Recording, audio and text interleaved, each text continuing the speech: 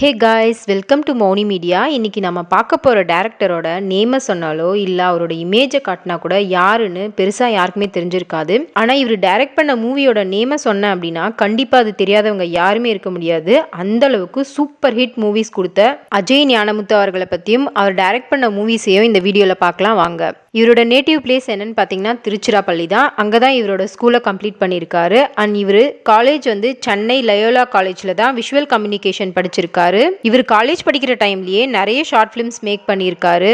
இவர் 2010 நாளை இயக்குனர் சீசன் 1 அப்படிங்கிற ஷோவில் ஒரு போட்டியாளராக பார்ட்டிசிபேட் பண்ணியிருக்காரு. அண்ட் அதில் ஃபைனலிஸ்டாகவும் இவர் செலக்ட் ஆகியிருக்காரு. அதுக்கப்புறமா டைரக்டர் ஏஆர் முருகதாஸ் அவர்கள்கிட்ட தான் அசிஸ்டன்ட் டைரக்டராக இவர் ஜாயின் பண்ணியிருக்காரு. ஏஆர் முருகதாஸ் டைரக்ட் பண்ண 7ஆம் அறிவு படம், துப்பாக்கி படம், இந்த மூவிலலாம் இவர் அசிஸ்டன்ட் டைரக்டராக ஒர்க் பண்ணியிருக்காரு. இவர் 2015 தான் ஒரு மூவி டைரக்டராக தன்னோட கெரியரை ஸ்டார்ட் பண்ணியிருக்காரு. இவர் எடுத்த ஃபர்ஸ்ட் மூவியை பார்த்தீங்கன்னா ஒரு ஹாரர் த்ரில்லர் மூவி தான். இது வரைக்கும் நம்ம தமிழ் சினிமாவில் இது மாதிரி ஒரு டிஃப்ரெண்ட்டான ஹாரர் மூவியை யாருமே டைரக்ட் பண்ணது கிடையாது.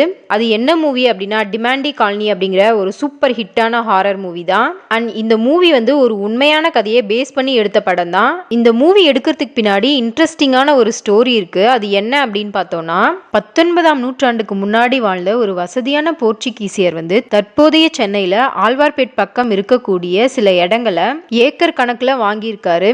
அங்க அவர் வாழ்றதுக்காக ஒரு வில்லாவையும் கட்டியிருக்காரு, அதாவது பங்களாவும் கட்டியிருக்காரு. அவரோட நேம் என்னன்னு பாத்தீங்கன்னா சர் ஜான் டிமாண்டி அப்படிங்கறத இவரோட நேம். இவங்களோட ஒய்ஃப் பாத்தீங்கன்னா ஒரு மனநலம் சரியில்லாதவங்க அப்படின்னும் இவங்க பையனும் ஏதோ ஒரு காரணத்தினால 22 வயசுலயே இறந்துட்டாரு அப்படின்னும் சொல்றாங்க. இவருக்கு வசதி வாய்ப்புக்கு எந்த குறைச்சலுமே இல்லை அப்படின்னாலும் இவரோட வாழ்க்கையில எந்த சந்தோஷமுமே இல்லாம ஒரு விரக்தியான வாழ்க்கையை தான் வாழ்ந்திருக்காரு. இவர் வந்து பாத்தீங்கன்னா அவரோட நேம்ல ஒரு ட்ரஸ்ட் நடத்திட்டு வந்திருக்காரு. இவர் இறந்ததுக்கு அப்புறமா அவரோட ப்ராப்பர்ட்டி மொத்தத்தையுமே அந்த ட்ரஸ்ட்டுக்கு எழுதி வச்சிடுறாரு. அண்ட் இவர் வாழ்ந்த அந்த பகுதிக்கு தான் டிமாண்டி காலனி அப்படின்னு சொல்லிட்டு அவரோட நேமையே அந்த ஏரியாவுக்கு வச்சிருக்காங்க. ஆனா இப்ப அந்த இடம் பாத்தீங்கன்னா யாருமே நடமாட்டம் இல்லாத அளவுக்கு ஒரு தடை செய்யப்பட்ட பகுதியா இருக்கு. அதுக்கு நிறைய ரீசன்ஸும் சொல்றாங்க. அது என்ன அப்படின்னா அந்த காலனில அந்த ஏரியாவோட ஓனரான ஜான் டிமாண்டி வந்து அப்பப்ப நடக்கிறத சில பேர் பார்த்திருக்காங்க அப்படின்னு சொல்றாங்க. அது மட்டும் இல்லாம அங்க நிறைய அமானுஷ்யமான விஷயங்கள் நடக்குது அப்படின்னு சொல்லிட்டு அந்த ஏரியா பக்கத்துல இருக்கக்கூடிய சென்ட் மேரி ஸ்ட்ரீட் ரோட்ல இருக்கவங்களும் அதை பத்தி நிறையவே சொல்லியிருக்காங்க. ஸோ இந்த ஸ்டோரியை பேஸ் பண்ணி தான் இவர் இந்த மூவியை டைரக்ட் பண்ணியிருக்காரு. இந்த மூவில பாத்தீங்கன்னா அருள்நிதி, ரமேஷ் திலக், சனந்த் இவங்கெல்லாம் ஆக்ட் பண்ணியிருக்காங்க. மே 2015 இந்த மூவியை ரிலீஸ் பண்றாங்க. இந்த மூவி ஃபுல் அண்ட் ஃபுல் பாசிட்டிவான ரிவ்யூ மட்டும் தான் வாங்குது. அது மட்டும் இல்லாம 102 கோடி வரைக்கும் இந்த மூவி பாக்ஸ் ஆஃபீஸ் கலெக்ஷன் பண்ணியிருக்கு. ஸோ இதுல இருந்தே இந்த மூவி சூப்பர் ஹிட்டான மூவி அப்படிங்கிறது தெரிஞ்சுக்க முடியும். அப்புறம் 2018 ஒரு மூவி ரிலீஸ் ஆகுது. இந்த மூவி பாத்தீங்கன்னா ஒரு ஆக்ஷன் த்ரில்லர் மூவி. இந்த மூவி சீரியல் கில்லிங்கை பேஸ் பண்ணி எடுத்த ஒரு மூவி. இந்த மூவில பாத்தீங்கன்னா ஒரு ஸ்ட்ராங்கான ஃபீமேல் கேரக்டர் வேணும் அப்படின்னு சொல்லி அந்த கேரக்டருக்கு நயன்தாராவை செலக்ட் பண்ணியிருக்காங்க. நயன்தாராவுக்கு தம்பி அதர்வா இதுல ஆக்ட் பண்ணியிருப்பாரு. இதை சொன்ன உடனே இமைக்கா நொடிகள் தான் இந்த மூவி அப்படின்னு கண்டுபிடிச்சிருந்தீங்கன்னா கமெண்ட் பண்ணுங்க.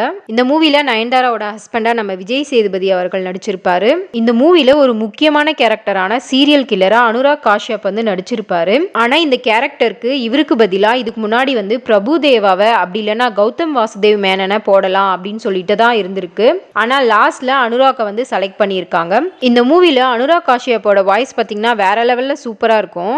இந்த வாய்ஸ் யாரோடது அப்படின்னு பாத்தீங்கன்னா நம்மளோட டைரக்டர் மகிழ் திருமேனி அவர்களோடது தான். இந்த மூவியும் ஒரு சூப்பர் ஹிட்டான மூவி தான். இந்த மூவிக்கு மக்கள் கிட்ட இருந்து நிறையவே பாசிட்டிவ் ரிவ்யூஸ் கிடைச்சது. இந்த மூவி பாத்தீங்கன்னா 15 கோடி வரைக்கும் பாக்ஸ் ஆஃபீஸ் கலெக்ஷன் பண்ணியிருக்கு. அதுக்கப்புறம் 2019 ஒரு மூவியை ரிலீஸ் பண்றதா இருக்காரு. ஆனா கோவிட் காரணமா அதை ரிலீஸ் பண்ண முடியாம போயிடுது. ஸோ 2022 ஒரு மூவியை ரிலீஸ் பண்றாங்க. இந்த மூவில பாத்தீங்கன்னா விக்ரம் லீட் ரோல்ல பண்ணியிருப்பாரு. அது என்ன மூவி அப்படின்னா கோப்ரா அப்படிங்கிற மூவி தான். ஆனா இந்த மூவி நிறைய நெகட்டிவ் ரிவ்யூஸ் தான் வாங்குச்சு. இந்த மூவில பாத்தீங்கன்னா விக்ரமோட பர்ஃபார்மன்ஸ் வேற லெவல்ல சூப்பரா இருக்கு. அதே போல ஏஆர் ரஹ்மான் அவர்களோட மியூசிக்கும் வேற லெவல்ல இருக்கு. ஆனா இந்த மூவியோட கான்செப்டும் சினிமோட்டோகிராஃபியும் சரியில்லை அப்படின்னு சொல்லிட்டு நிறையவே நெகட்டிவ் ரிவ்யூ தான் வந்தது. இந்த மூவியோட பட்ஜெட் பாத்தீங்கன்னா 100 கோடி. ஆனா பாக்ஸ் ஆஃபீஸ் கலெக்ஷன் வந்து 70 கோடி வரைக்கும் தான் பண்ணியிருக்கு. ஸோ இந்த மூவி 30 கோடியை லாஸ் பண்ணியிருக்கு. அதுக்கப்புறம் 2023 ஒரு மூவியை ரிலீஸ் பண்றதா இருந்தது. ஆனா போஸ்ட் ப்ரொடக்ஷன் டிலே ஆனதால 2024 இந்த மூவியை ரிலீஸ் பண்றாங்க. இந்த மூவியை பாத்தீங்கன்னா ஃபர்ஸ்ட் வெங்கி வேணுகோபால் அப்படின்றவர் தான் டைரக்ட் பண்றதா இருந்திருக்கு.